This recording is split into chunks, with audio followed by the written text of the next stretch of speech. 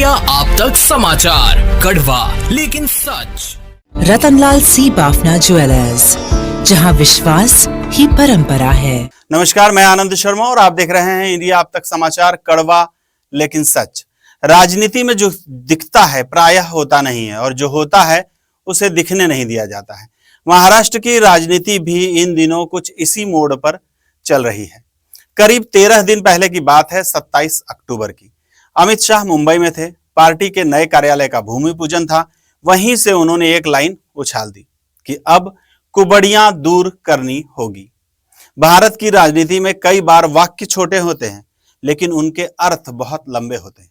तहसील पंचायत, जिला पंचायत, म्युनिसिपैलिटी और municipal corporation में भारतीय जनता पार्टी के कार्यकर्ताओं का आह्वान करना चाहता हूं कि इतने दमखम के साथ लड़िए कि विरोधियों का सुपड़ा साफ हो जाए। दूरबीन लेकर कहीं पर वो दिखाई न पड़े, इतने प्रचंड आवेग और परिश्रम के साथ इस चुनाव को हमने लड़ना भी है और जीतना भी। अमित शाह का यह एक वाक्य बाहर आया और सिर्फ 8 दिनों के भीतर पार्थ पवार की जमीन वाले मामले ने जोर पकड़ लिया। अजित पवार पर हमला शुरू हुआ, राजनीति में बेचैनी बढ़ने लगी और चर्चा एक सवाल की, यह सब कुछ संयोग था या फिर संकेत। अब जरा टाइम मशीन को पीछे लेकर चलते हैं।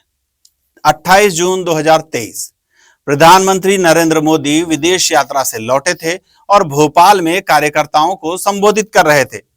वहीं उन्होंने महाराष्ट्र का एक बड़ा मुद्दा उठाया, अजित पवार पर कथित 70,000 करोड़ रुपए के घोटाले का जिक्र किया। अगर मैं एनसीपी की बात करूं तो एनसीपी पर भी करीब 70,000 करोड़ रुपए के घोटालों का आरोप है। महाराष्ट्र स्टेट कोऑपरेटिव बैंक घोटाला, महाराष्ट्र सिंचाई घोटाला, अवैध खनन घोटाला, इनकी लिस्ट भी बहुत लंबी है।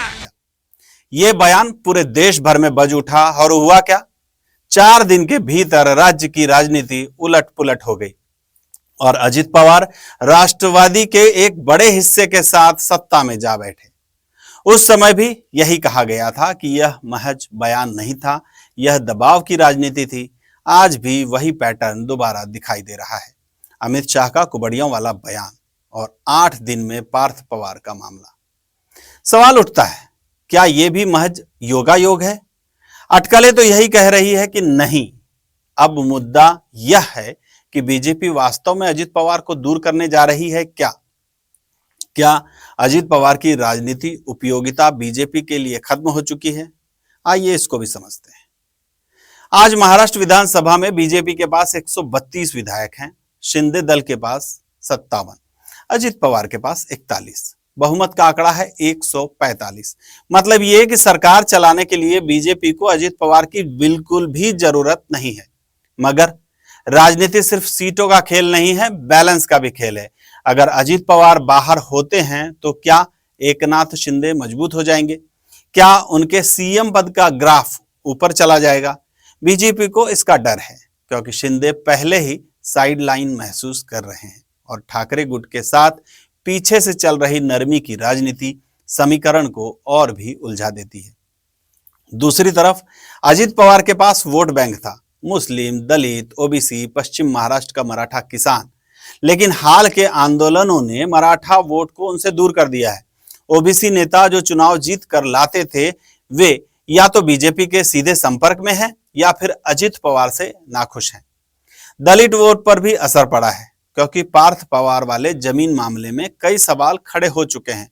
अब सच्चाई यह है कि आज अजित पवार के पास न पहले जैसी वोट बैंक है, न ही पहले जैसा जमीनी दम। उनके कई नेता जांच के घेरे में हैं और बीजेपी उन पर अपनी पकड़ लगातार मजबूत करती जा रही है।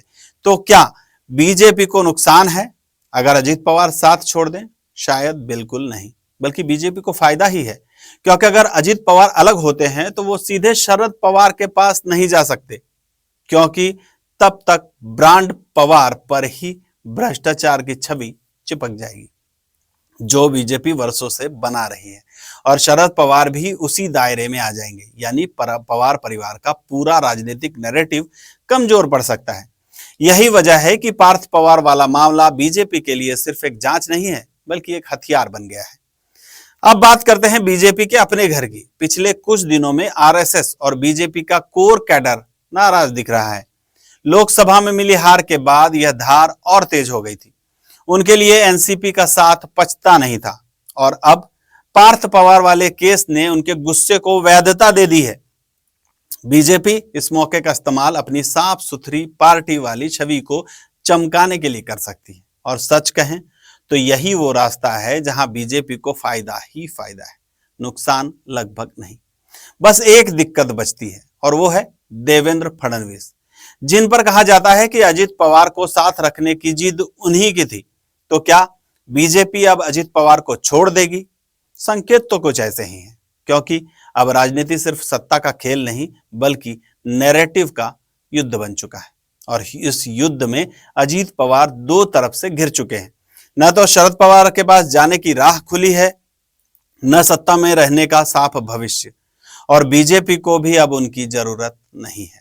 निष्कर्ष क्या निकलता है? अजित पवार अब उस जगह पर खड़े हैं जहां आगे गड्ढा है और पीछे ढलान, और बीजेपी उस मोड़ पर है जहां साथ छोड़ना फायदा है, साथ रखना बोझ। कड़वा है, लेकिन सच यही है। इंडिया आप तक समाचार, कड़वा लेकिन सच।